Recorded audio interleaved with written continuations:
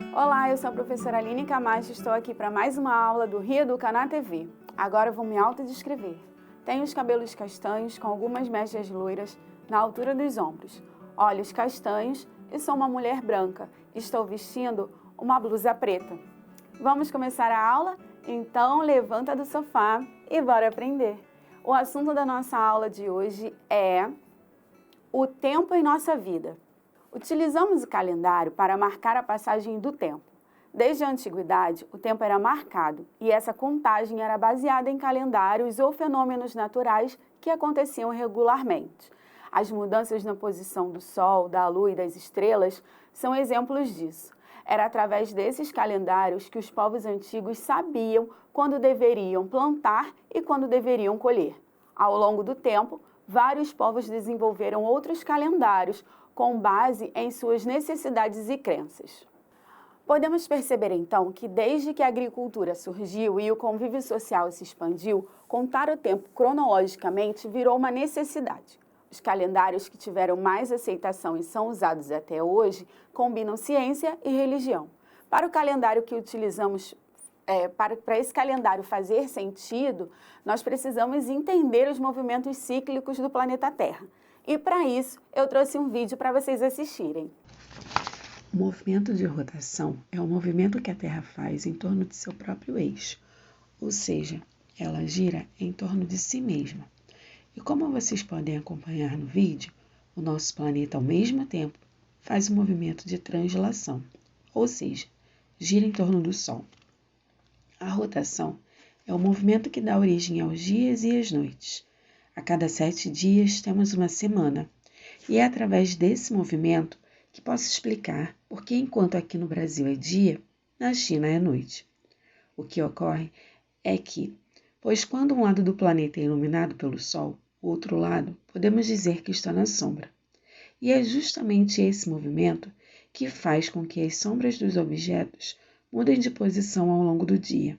A Terra leva aproximadamente 24 horas para dar uma volta em torno de si mesma. Já o movimento de translação é o que a Terra faz ao redor do Sol e leva 365 dias e 6 horas. E o que acontece com essas 6 horas, hein? Essas 6 horas são acumuladas por 4 anos até serem suficientes para acrescentar um dia ao ano chamado bissexto.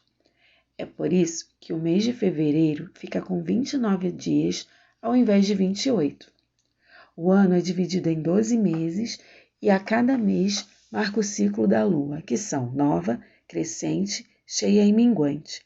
E cada semana do mês equivale a uma fase da Lua. Lembrando que a maioria dos meses tem 4 semanas. O movimento de translação também marca o ciclo das estações do ano, a primavera, o verão, o outono e o inverno. Eu trouxe para vocês algumas curiosidades históricas sobre alguns calendários da antiguidade. Pesquisas apontam que o primeiro calendário surgiu na Mesopotâmia, que é o atual Iraque, e foi criado pelos sumérios, sendo apropriado pelo povo caldeu. O calendário era formado por 12 meses lunares, de 29 ou 30 dias, e a cada 4 anos, um mês era acrescentado. Esse calendário serviu de base para o calendário adotado pelos gregos e pelos judeus. Vamos falar um pouquinho da África agora? Bem, o calendário no Egito Antigo possuía 3 fases. Mas antes de ler o slide, eu vou mostrar para vocês como eles dividiam esse calendário, né? A medição do tempo, eles levavam em conta algumas possibilidades.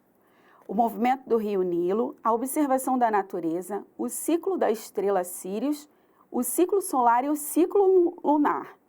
O ano era dividido em 3 estações, 12 meses com 30 dias e 5 dias adicionais que eram dedicados aos deuses e comemorações também aconteciam nesse período.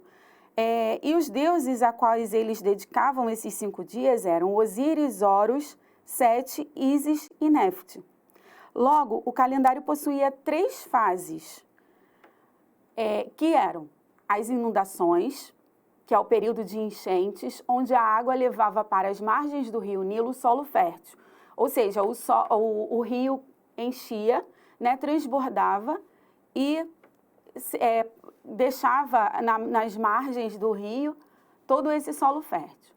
O segundo período era a semeadura, era quando eles conseguiam, né, no período em que as águas baixavam, e era possível plantar as sementes. E no final a colheita, o período em que os grãos colhidos eram utilizados e também armazenados para que fossem consumidos durante as outras estações.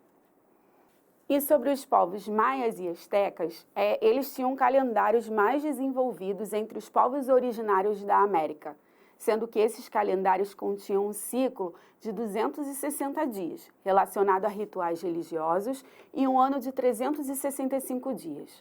O ano era dividido em 18 meses de 20 dias cada, com 5 dias acrescentados para completar o ano. Como eu falei sobre os povos de outras localidades do planeta, agora eu vou contar para vocês uma lenda de um grupo dos povos originários do Brasil. Observe os slides. A lenda da Pororoca. Há muito tempo, contam os povos originários do grupo Tembé da Amazônia, que havia uma grande aldeia às margens do rio Capim, no estado do Pará. Nessa aldeia vivia um cacique que tinha uma filha muito bonita, olhos negros, cabelos lisos e longos, chamada Flor da Noite.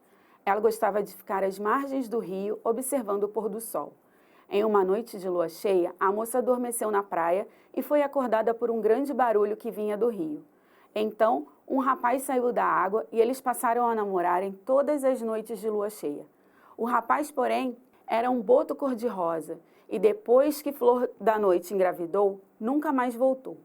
A indígena deu à luz a 3 botos e, embora triste, ela decidiu soltá-los nas águas do rio, para que eles não morressem. Assim, quando sentem saudades da mãe, os 3 botos unem-se à procura dela, saltando sobre as águas, sempre na lua nova e na lua cheia, fazendo uma grande onda que se estende até as margens do rio, derrubando árvores e virando barcos. Uma coisa que é bem importante destacar é que, além do grupo Tembé da Amazônia, existem outros grupos de povos originários no Brasil.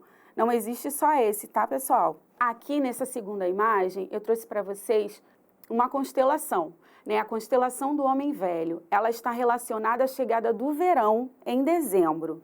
Essa lenda que eu acabei de contar para vocês do grupo dos povos originários Tembé foi criada para narrar o fenômeno da pororoca, um estrondo quando há o encontro de um rio com as ondas do mar no período de maré alta, o que nos mostra que os povos originários tinham pleno conhecimento das fases da lua e dos ciclos das marés. A partir desse conhecimento, os povos originários constroem seus calendários, marcando a época dos trabalhos agrícolas, de floração e frutificação, da reprodução de peixes e de outros animais. Também relacionam o movimento do Sol, da Lua e das constelações com eventos meteorológicos que acontecem ao longo do ano, como o período de chuva e estiagem, de calor e de frio. Hoje, utilizamos o calendário gregoriano. A história do nosso calendário começa quando o Papa Gregório XIII, em 1582, reformou o calendário juliano, uma herança do Império Romano instituído pelo governante Júlio César. Hoje em dia, porém, o calendário gregoriano é convencionalmente adotado para demarcar o ano civil no mundo inteiro, facilitando o relacionamento entre as nações. De acordo com o calendário gregoriano, estamos no ano de 2021. Vamos observar esses calendários que eu trouxe? Bem, podemos observar aí no primeiro calendário, um calendário anual, né? O calendário do ano de 2021, no ano em que nós estamos. Nele é possível observar os meses, né? Os dias da semana, quantas semanas existem no mês, as fases da lua também, lá na parte de baixo. Em alguns calendários, eles trazem a informação de feriados, né? Qual o feriado que cai naquele mês, junto com as fases da lua. O calendário ao lado, que é do ano seguinte, do ano que vem, né, de 2022, eu estou mostrando aí a vocês que ele aparece só um mês vigente, ou seja, ali ele está mostrando o mês de janeiro. Então, se eu quiser verificar os outros meses, eu tenho que ir passando as folhas, né? Um é diferente do outro nesse sentido, da forma como eu vou visualizar os meses do ano. Vamos conhecer agora outros tipos de calendários utilizados atualmente? O calendário chinês, por exemplo, é baseado no ciclo do Sol e da Lua. Ele conta o tempo em anos e considera os ciclos em 12 anos. Cada ano recebe o nome de animais do horóscopo chinês, que são o boi, cavalo, o carneiro, o cão, o coelho, o dragão, galo, macaco, porco, rato, serpente e tigre. Temos também o calendário judaico, que foi estabelecido pelos hebreus na época do Êxodo, aproximadamente no ano de 1477 a.C. Também leva em consideração o ciclo lunar e o ciclo solar, e sendo assim, os anos se alteram de entre 12 e 13 meses. Esse calendário é usado pelo povo de Israel há mais de 3 milênios, ou seja, mais de 3.000 anos, para a determinação de datas festivas, no caso, aniversários, mortes e serviços religiosos. Com tantos calendários diferentes, eu fiquei pensando, como deve ser a comemoração de Ano Novo, o chamado Réveillon? Será que todos comemoram na mesma época? Vamos descobrir? O Ano Novo Chinês. Na China, o Ano Novo é comemorado em fevereiro e costuma marcar o início de mais de 10 dias de celebrações oficiais e banquetes com comidas tradicionais. É comum que parentes e amigos se presenteiem com envelopes vermelhos contendo dinheiro, em geral valores que tenham o número 8, já que a palavra 8 em chinês tem o mesmo significado que a palavra riqueza. O Ano Novo Tailandês acontece em abril e significa passagem astrológica, já que a data marca a volta do Sol em Áries no mapa astral, o que representa a virada dos anos no calendário budista que a Tailândia segue. Nessas festividades, os tailandeses utilizam a água como símbolo de purificação. Para que essa prática ocorra, muitas ruas são fechadas para dar espaço a grandes guerras de água. Isso mesmo, guerras de água. As pessoas de todas as idades jogam água uma nas outras. Deve ser muito divertido, né? Principalmente se estiver muito calor. Então, na aula de hoje, nós conversamos sobre os calendários, tanto o que utilizamos como o de outras culturas, ou seja, a forma como o tempo é dividido e como o nosso tempo, isto é, o nosso calendário, está ligado ao movimento da Terra. E nossa aula de hoje está terminando, mas antes de ir embora eu deixo um desafio para vocês. O tempo em nossa vida. Que tal fazer uma pesquisa sobre o calendário de alguns povos antigos? Descubra como o povo escolhido fazia a contagem do tempo e em que essa contagem era baseada. Boa pesquisa!